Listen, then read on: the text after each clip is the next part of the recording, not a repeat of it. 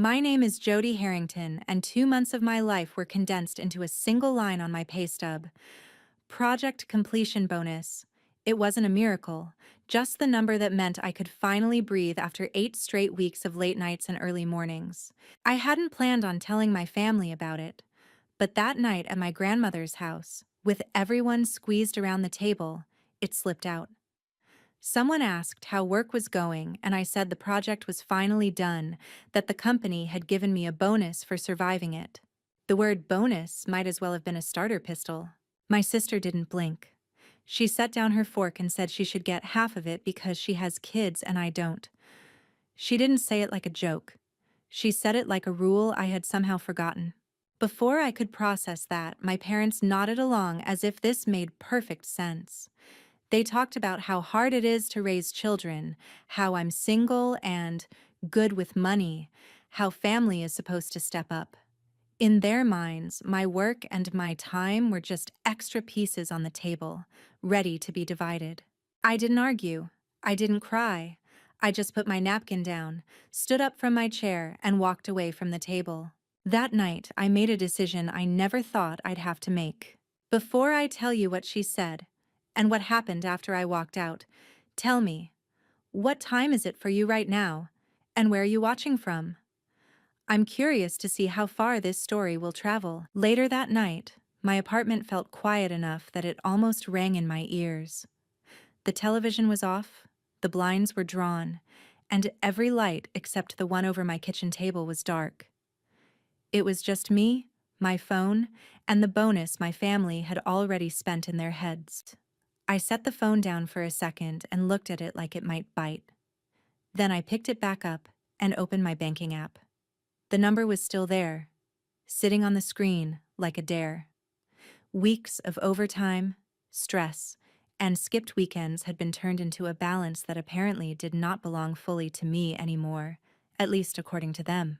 I stared at it until my eyes blurred. Then I tapped out of that account and into the option to open a new one. Different bank, online only, no shared access, no add trusted contact checkbox pre-filled with my parents' names. It took a few minutes to fill out the forms, another few to confirm the email. Then the new account appeared like a clean, empty room. I transferred every cent of the bonus into it. Not half, not most of it, every dollar. While I was there, I moved a little extra from my checking account too, enough that if anything strange happened, I would not be left scrambling to cover rent. When the transfer confirmation popped up, my thumb hovered over the screen. For a second, I thought about my sister, about my parents, about that long wooden table where the air had gone heavy the moment I mentioned the bonus. I thought about how many times over the years I had quietly picked up the check, quietly paid off a bill just this once, quietly handed over my card so a crisis could magically disappear. Then I went to the settings and froze my credit. The app walked me through each bureau, each toggle, each extra layer of security. I changed passwords I had been using for years, turned off autofill, and deleted old devices from my account. I removed the in case of emergency login my parents still had from back when they said they just wanted to help keep an eye on things. That part hurt more than moving the money. It felt like cutting the last thread of a rope I had been hanging on to since my early 20s. Back then, I had believed that being open with them about my finances meant we were a team. Now I knew better. Teams do not vote to split one person's paycheck down the middle because someone else chose to have children. By the time I finished with the banks, my tea had gone cold. I carried the mug to the sink, rinsed it out, and watched the last lukewarm swirl disappear down the drain. My phone buzzed on the table behind me. One vibration, then another, then a third in quick succession. I dried my hands and went to check. The first message was from my sister. A picture of her kids in their pajamas, leaning against each other on the couch. The caption underneath was a single line about how fast they were growing and how hard she was trying. The next notification was a voicemail from my mother. I did not listen to it right away, just read the automatic transcription. Something about understanding how stressed I must be, about not letting money come between siblings, about how a good daughter knows when to step in. Under that was a text from my dad. Short, blunt, no emojis, no softening words. He reminded me that family had carried me when I was younger, that I had an obligation to give back now that I was comfortable. That word dug under my skin more than anything else. Comfortable meant my hard work was just background noise. Comfortable meant the long nights and short weekends did not count because I was not changing diapers or packing lunches. More messages came in over the next hour. Some were straight guilt. Some were dressed up as concern. Some were clipped and irritated. None of them asked how I felt sitting at that table. None of them wondered why I had not said a single word before I walked out. I set the phone face down on the table and left it there until the screen went dark again. The apartment stayed quiet. The only sound was the low hum of the fridge and the soft creak of the building settling around me while my family lit up a group chat I wanted no part of anymore. The next time I saw her, the air had already cooled. That evening, I pulled my jacket tighter as I walked from my parking spot toward my building. Someone was leaning against the brick wall near the entrance. It took a second for my brain to match the outline to a person I knew. Then she straightened up, and my stomach dropped before my mind even said her name. My older sister Shannon was waiting for me outside my apartment. She looked like she had just come from work, hair pinned back, tote bag on one shoulder, phone in her hand. To anyone else, she probably seemed like a tired mom catching her breath. To me, she looked like a problem that had followed me home. She did not wave. She pushed off the wall and stepped into my path, so I had to stop or walk through her. I stopped.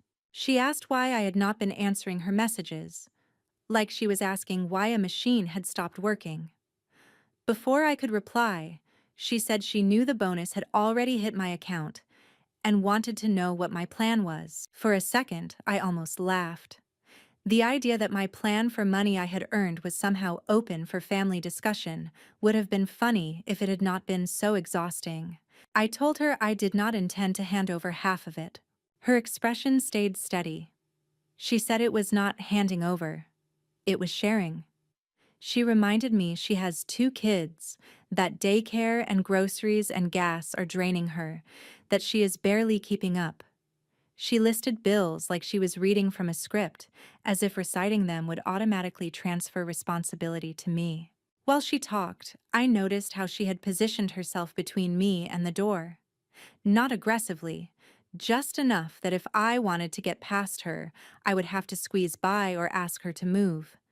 The old version of me might have stood there and absorbed it, let her words pile up until guilt did the work for her. The version of me who had spent the night before scraping every point of access out of my financial life was not interested in playing that role again. I told her the money was already handled, that it was set aside for my needs, that I was not available to be anyone's safety net. She stared at me like I had spoken a different language. Then she shifted. She said she was doing her best, that she was alone with the kids most days while her boyfriend worked odd hours, that things were tight. She called me lucky for coming home to a place where I could shut the door and think only about myself. I did not argue with her version of her reality. I did not list the choices she had made that led to the bills she was drowning in, the trips she had put on credit cards, the second car she had kept, even when she could not afford the insurance. All of that would have turned into another fight about how I never support her. Instead, I repeated what I had already said. The bonus was mine. I was keeping it. I wished things were easier for her, but I was not the solution. Her face tightened.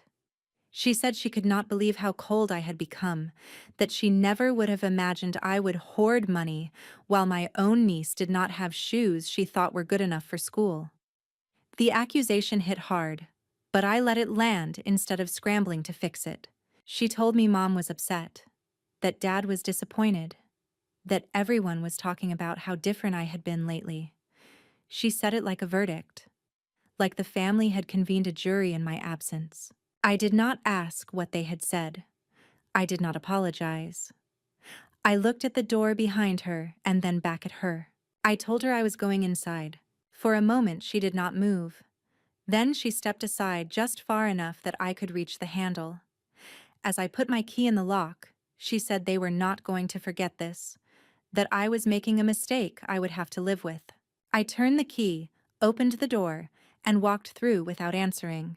The hallway took the sound of her voice as the door closed behind me, and I was grateful for the solid weight of it between us. The calls from my parents began the next morning. The phone buzzed on my nightstand, flashing first Mom, then, a few minutes later, Dad. I let both of them ring until the voicemail icon settled in the corner of the screen. I lay there while the room brightened. I knew that if I looked, there would be words already waiting to tell me what I was supposed to feel. Eventually, I slid a thumb across the glass. My mother's voicemail scrolled down in pale gray text. She said she had barely slept, that money should never come between sisters, that I had always been the steady one, the child she could count on. The message tilted toward the suggestion that I could take some pressure off my sister, just this once, as if this were the first time anyone had asked. My father's was shorter and harder. He wrote that he did not recognize my behavior, that this was not how he and my mother had raised me, that adults sit down and work things out. The term, "we need to talk," sat in the middle like a command. Below the voicemails, the family group chat had erupted overnight. My sister had written long paragraphs about how humiliated she felt, how she had bragged about me and then been blindsided. My mother responded with lines about compassion. My father dropped in phrases about duty and gratitude. None of them asked why I had not argued back at dinner. None of them mentioned the moment when they treated my bonus like an extra dish on the table. I closed the app and set the phone face down. I made coffee, showered, pulled on work clothes, packed my laptop. The motions were simple enough to do on autopilot. Underneath them, a thought kept pressing in. They had lost access to my money. They did not know that yet. Sooner or later, they would discover it. The first hint came at lunch. I logged into the carrier portal to pay my cell bill and noticed the line at the top of the page. The account was still under my father's name. My number was one line in a family plan he controlled, a leftover from the years when I could barely cover rent. Every month I sent him my share without thinking about what that setup still allowed him to do. Now I thought about it. With a few clicks, he could cut my service. He could see dates and times for calls and texts, the places my number formed part of a login. It was not a direct route into my bank, but it was still a hand on a doorknob. I spent my break on hold while a representative moved my number into a new account under my own name. To them, it was routine. To me, it felt like sliding one more bolt into place. After work, I went looking for other threads. An old streaming service still used the email my mother knew by heart. The payment method was mine, the profiles were theirs. I canceled the subscription, waited for the confirmation, then reopened it under a fresh email with a password no one else knew. By the time I finished, my shoulders ached. I closed the laptop and sat back in the quiet apartment. My phone lit up again. This time, it was my grandmother. I answered. Her voice came through thin but steady. She said she had noticed how still I had gone at dinner, how quickly I had left. She did not mention the bonus. She did not mention my sister. She just asked if I was doing all right. For a moment, I waited for the pivot into a favor. It never came. I told her I was tired, that work had been heavy, that I was stepping back from putting myself on call for every crisis. I did not list transfers or passwords. I let the outline sit there between us. There was a pause. Then she sighed in a way that sounded like old understanding. She said she had seen the same pattern before, that whenever someone in the family managed to get ahead, the rest treated it like a shared jackpot. She added that nobody could keep filling everyone else's cup without running dry. We did not talk long. After we hung up, I stayed where I was, staring at nothing in particular. The anxious beat in my chest did not disappear, but something shifted beside it. For the first time since that dinner, Someone in my family had named what was happening without asking me to fix it. A month slid by faster than I expected. I worked, slept, answered only what had to be answered, and ignored the rest. The calls from my parents slowed when it became clear I would not pick up. My sister's messages shifted from long paragraphs to the occasional clipped line I left unread. The silence between each attempt stretched wider until it became its own kind of habit. One evening, after closing my laptop, I realized I had started measuring my days by something other than their moods. The apartment no longer felt like a waiting room. It felt like a place I actually lived in. That should have been enough, but the knot in my chest never completely loosened. As long as I stayed in the same city, walking the same streets they knew, it felt like they were just around the corner, waiting for the right excuse to knock again. My job did not care where I sat as long as the work was done. I had always treated that as a perk. Now I saw it as a door that had been open the whole time. I began looking at maps instead of messages. I checked rental listings in towns whose names I only knew from weather reports, places with grocery stores and libraries and not much else. I wanted somewhere large enough that I would not stand out, but small enough that nobody would assume I was close by if they went looking. After a week of emails and virtual tours, I signed a lease for a small place in a town a few hours away. It was not dramatic. No coastline, no mountain view, just a narrow apartment over a bakery on a street where the loudest sound was the delivery truck that came before sunrise. I told my manager, Grant Ellis, during a one-on-one that I would be moving. He lifted an eyebrow, then said it made no difference to the team as long as my connection stayed stable. There was no lecture, no curiosity about my reasons, just a brief nod and a note on a schedule. The day I started packing, I called my grandmother. I wanted her to hear it from me before anyone else noticed my change of address. She listened while I described the new place, the bakery downstairs, the way the landlord had warned me about early morning noise, but promised the bread was worth it. She was quiet for a while after I finished. Then she told me a story I had never heard. Years ago, before I was born, one of her own brothers had landed a job that paid more than anyone in the family had ever seen. The rest of them had treated his paycheck like a solution to every problem. Eventually, he had moved 3 states away just to get out from under the requests. Nobody ever framed it as survival in the retellings. They called it abandonment. They still do. Listening to her, I could hear the same pattern stretched across decades. Different names, different numbers, the same expectation that one person's effort belonged to everyone else. She said she was too old now to pretend she did not recognize it. She told me quietly that leaving did not make me heartless, that sometimes distance was the only way people like us stopped being rewritten into someone else's idea of generous. We did not say goodbye in any grand way. When we hung up, I sat on the edge of my half-empty bed and looked at the stacks of boxes around the room. Nothing in them was particularly valuable on paper. A few dishes, some books, clothes, an old lamp from a thrift store. The most expensive thing I was taking with me was the decision to stop being available. Moving day came without fanfare. A rented truck, a key left on a counter, a last glance at walls that had heard too many voicemails buzz through them. I locked the door and walked away. The drive to the new town was long enough for my thoughts to thin out.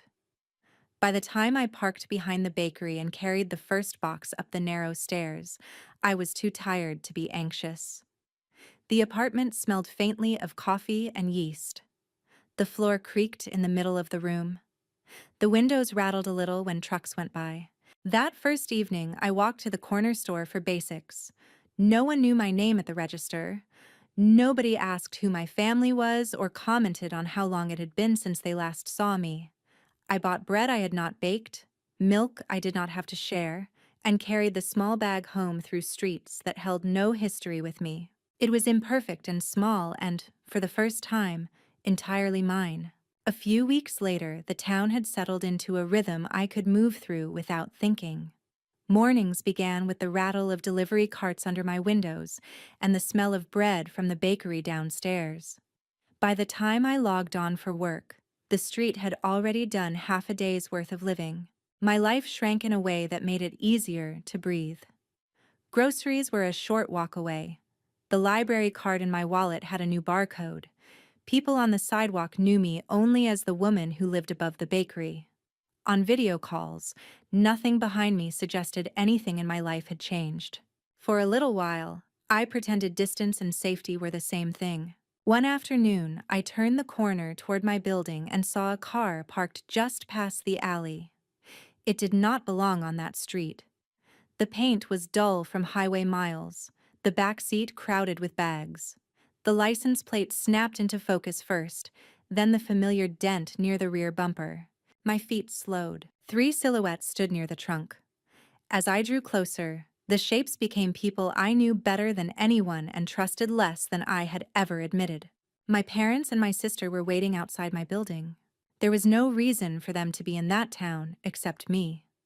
I did not know whether it was a forwarded piece of mail, a careless comment, or my grandmother's worried honesty that had given them my new address. It did not really matter. They had found me. My mother lifted her hand in a small wave. My father folded his arms. My sister's expression hovered somewhere between anger and relief.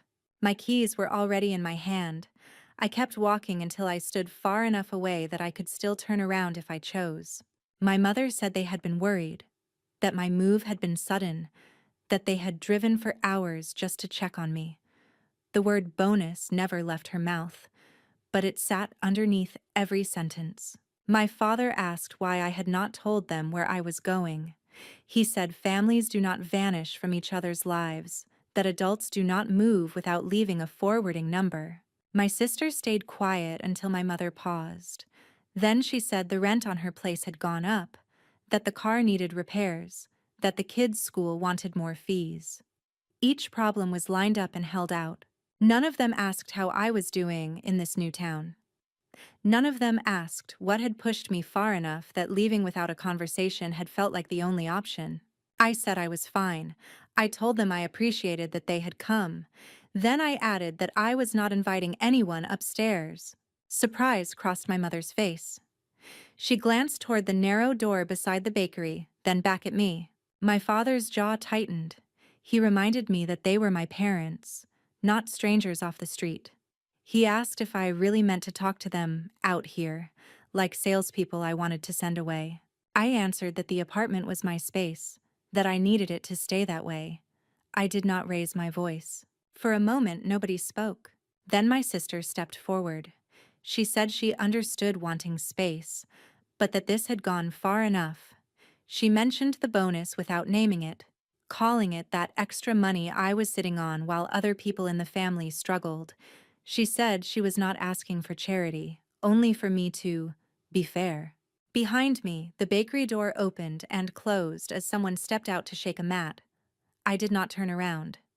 I kept my eyes on the 3 people in front of me, and the way their worry never quite covered the calculation underneath. I told my sister I was not redistributing anything. I said I had closed the open tab they seemed to think existed in my bank account. I told my parents I was no longer comfortable having my finances treated like a community resource. My father asked if I had any idea how ungrateful that sounded. My mother said she could not recognize the person standing in front of her. My sister said she hoped I remembered this moment the next time I needed help, and no one picked up the phone. The words landed, sharp and familiar. I told them I was not changing my mind. After that, there was nothing left for them to say that they had not already thrown at me in some form. My mother wiped at her eyes. My father shook his head. My sister turned toward the car with a muttered comment about wasted gas. I watched them get in and close the doors. The car pulled away from the curb and disappeared around the bend. When the street was quiet again, I climbed the stairs to my apartment, unlocked the door, and stepped inside alone. Time did not rush after they drove away. Days stacked up quietly. I worked, walked the short streets, heard the bakery trucks at dawn.